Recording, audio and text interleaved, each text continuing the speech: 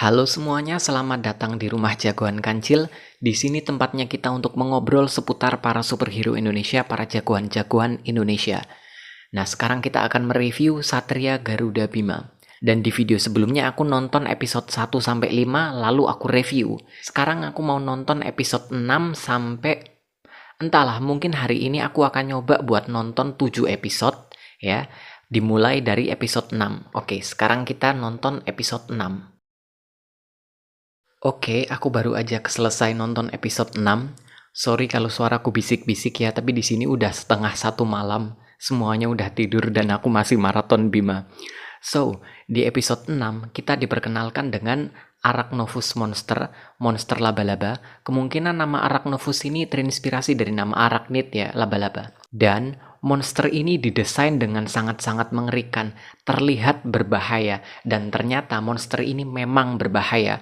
Selain kuat, dia juga pintar. Jadi kali ini dia benar-benar mengincar Bima. Dia memasang sebuah perangkap untuk Bima. Dia menangkap seseorang, dijadikan tahanan, dijadikan sandera dengan jaring laba-labanya. Lalu dia bersembunyi, menunggu Bima untuk datang. Dan saat Bima datang dan menyelamatkan orang itu, monster ini nggak keluar, tetap bersembunyi. Lalu di saat Bima ini pergi, lalu diikuti oleh monster ini. Dan akhirnya monster itu tahu identitas Bima yang asli, kalau Bima adalah Ray. Dan dia kerja di sebuah bengkel dan dekat dengan seseorang yang bernama Randy.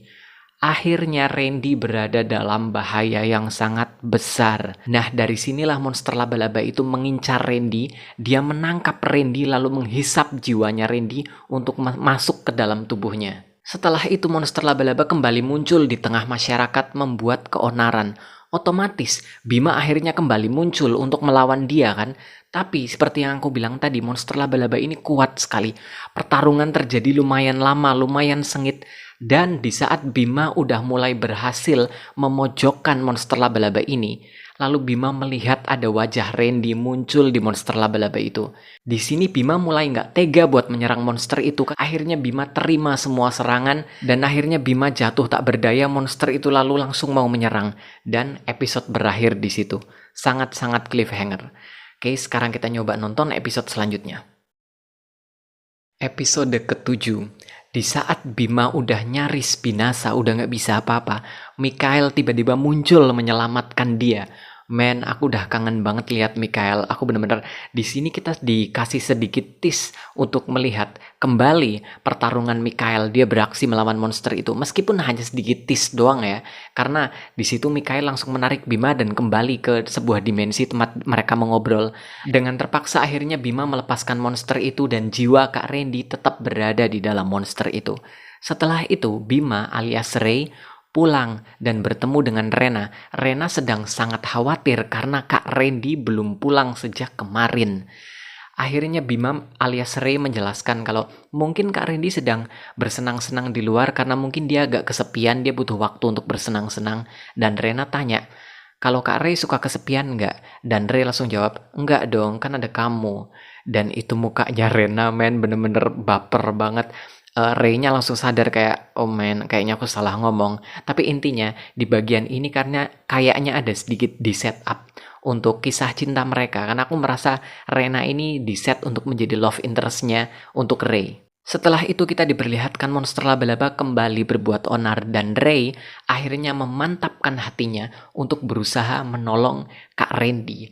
Dan man, di saat Ray itu berteriak, Satria Garuda, Bima, lalu berubah, itu benar-benar diucapkan dengan sepenuh hati banget dan aku benar-benar ngerasa itu keren, terlihat sangat keren. Untuk series tokusatsu seperti ini, seperti Super Sentai, lalu Kamen Rider, dan juga ini termasuk ya, menurutku pengucapan kata Henshin berubah itu harus diucapkan sepenuh hati. Karena dengan itulah kita merasa kalau ini keren, ini bener-bener keren. Aku inget banget waktu nonton seri-series Kamen Rider zaman dulu ya, saat mereka mengucapkan kata Henshin dengan sepenuh hati, itu aku bener-bener kayak, bener-bener kagum banget, kelihatan keren. Dan di episode ini aku ngerasa Chris Loho berhasil melakukan itu. Oke, bagian fighting, choreo, action segala macam di sini juga mengalami peningkatan dan semuanya keren. So, eh, Bima akhirnya memantapkan hati untuk melawan si monster laba-laba. Dan meskipun dia mengalami banyak sekali kesulitan karena monster laba-laba ini kuat banget ya, tapi akhirnya dia berhasil menyelamatkan jiwa Randy. Randy akhirnya keluar dan monster laba-laba berhasil dikalahkan. Setelah itu di adegan akhirnya kita melihat kalau Randy ngobrol terus terang sama Bima alias Ray.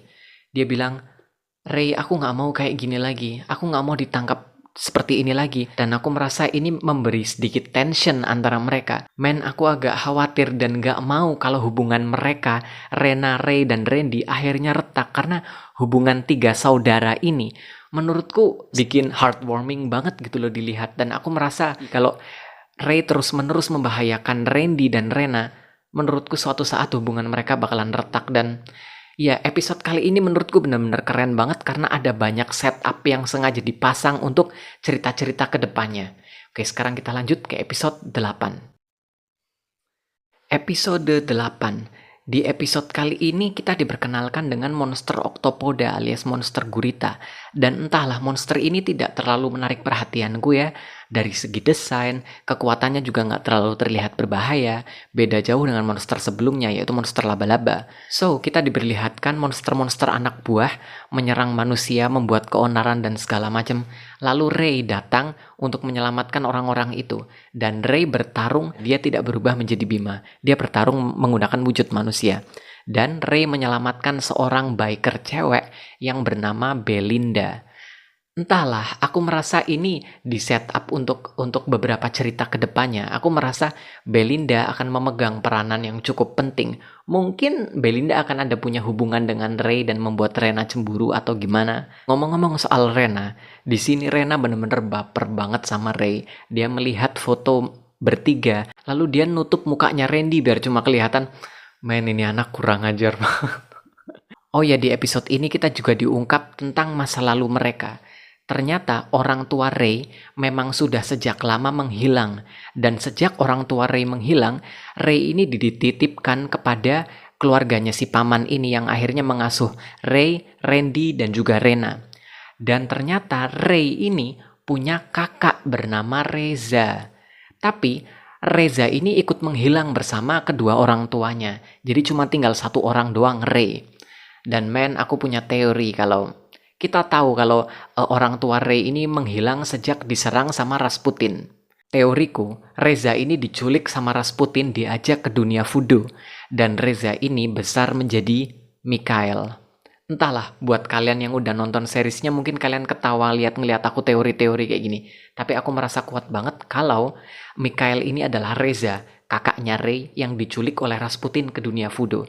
Oh ya, di episode ini juga diungkap kalau Mikhail menyelamatkan diri kabur dari kerajaan voodoo karena dia mencuri Power Stone merah.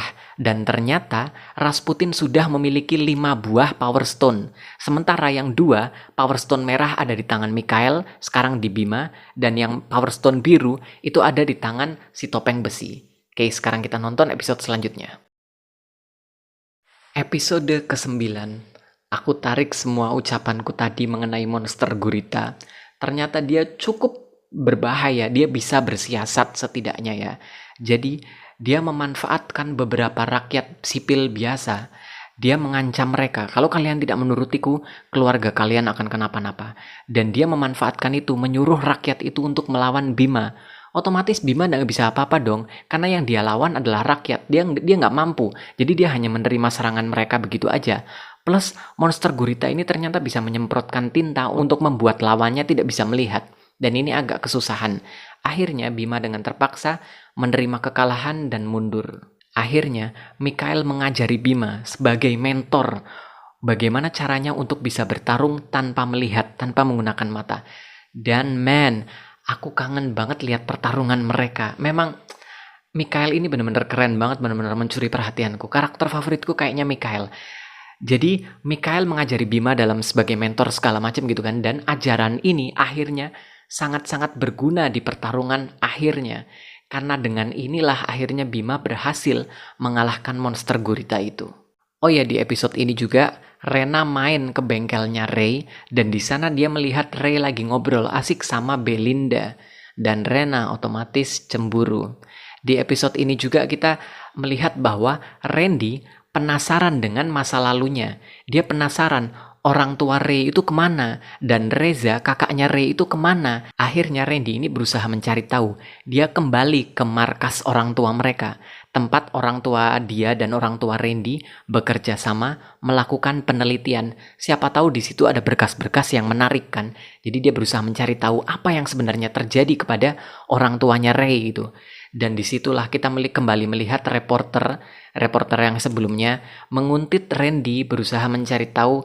Dia ingin tahu ada apa dengan Bima. Kenapa orang-orang ini, Randy, dekat dengan Bima. Disitulah episode berakhir.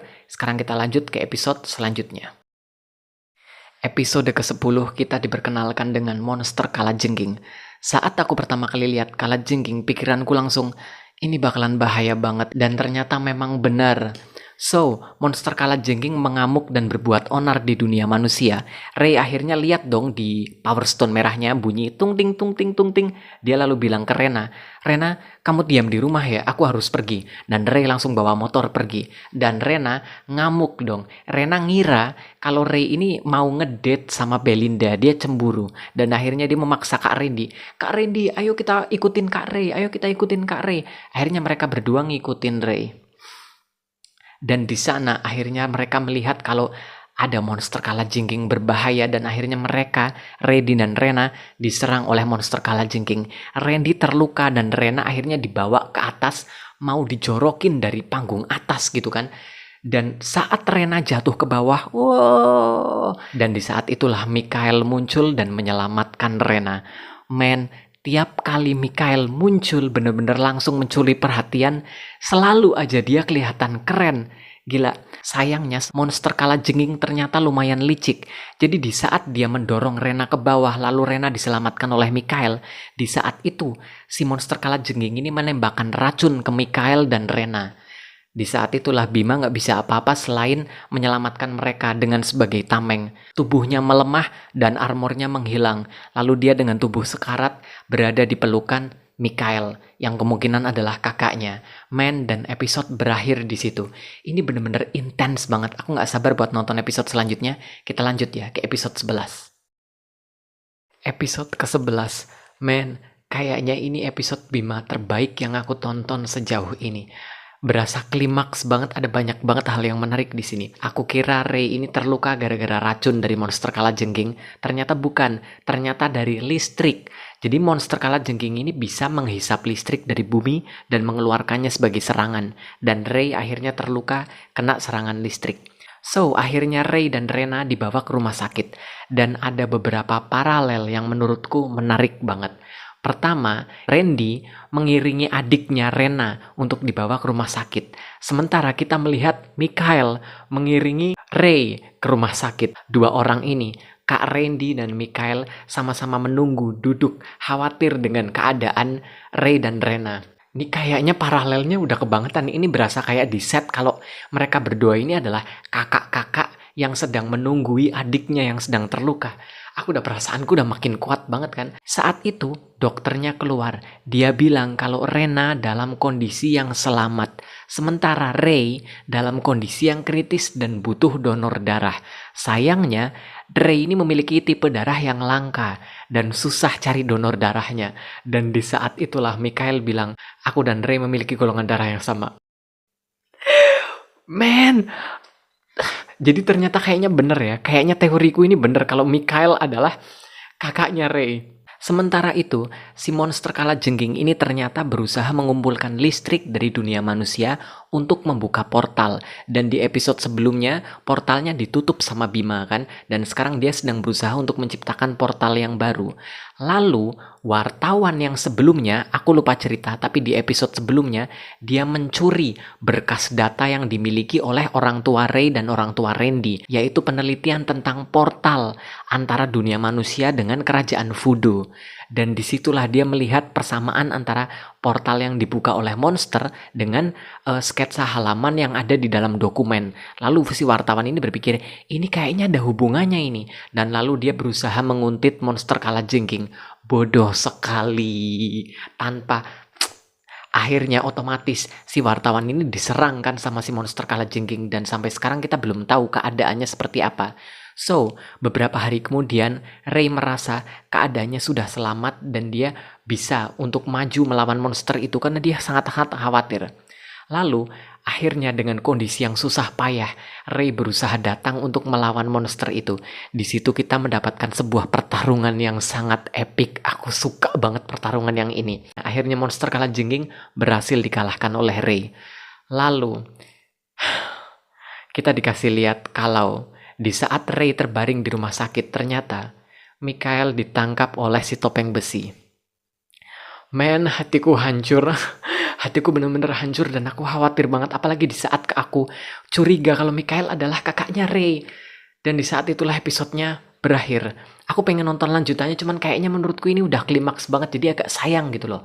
Jadi kayaknya kita tunggu di episode selanjutnya aja ya. Episode 6-11 menurutku sangat-sangat keren. Jauh lebih keren daripada episode 1-5 kemarin ya. Terutama episode 3, 4, dan 5 yang menurutku rasanya ceritanya agak-agak kurang gitu ya. Sementara di episode-episode ini kita mengalami begitu banyak perubahan. Ceritanya berjalan begitu cepat. Ada banyak sekali hal yang diungkap, ada banyak sekali hal yang terjadi. Kita juga melihat ada banyak sekali pertarungan yang bagus. Ray sebagai Bima bahkan mengalami kekalahan yang sangat fatal, masuk ke rumah sakit kritis dan segala macam. Nggak cuman sekedar melawan monster hari ini lalu menang, lalu episode selanjutnya melawan monster dan menang. Ada resiko dan ada beban yang sangat berat di sini. Di episode 11 Ray juga bilang, "Aku tidak tahu kenapa aku terpilih, tapi aku siap untuk menanggung tanggung jawab ini karena aku adalah Bima." Man, keren banget. Ini bener-bener sosok superhero yang bener-bener aku pandang sebagai hero, pahlawan.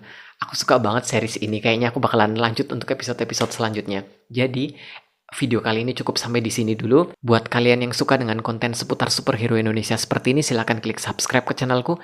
Jangan lupa juga cek sosial media aku ya. Di sana aku juga bahas banyak hal seputar superhero Indonesia. Oke? Sampai jumpa di video-videoku yang berikutnya. Terima kasih buat kalian yang udah nonton.